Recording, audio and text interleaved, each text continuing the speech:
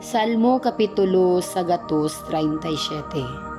Pagbangutan sa mga Israelita sa ilang pagkabihag. Sa daplin sa mga suba sa Babilonya, naglingkod kami o nanghilak sa dihang nahinumdum kami sa Sion.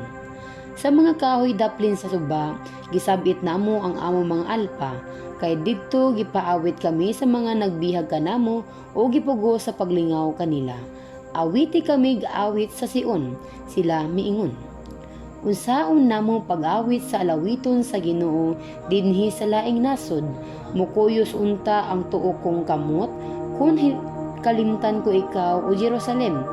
Dili na unta ako magkaawit pag-usab, kun hikalimtan ko ikaw, o kun dili na ikaw mao ang labing dako kong kalipay.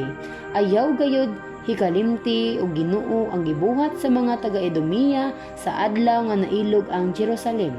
Ayaw hikalimti nga sila nagbalik-balik pag-ingon, gunuba kini. Babilonia, malaglag kagayod.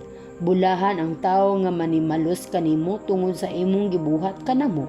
Ikalipay niya ang pag-ilog sa inyong mga masuso o pagbunal kanila ngadto sa mga bato.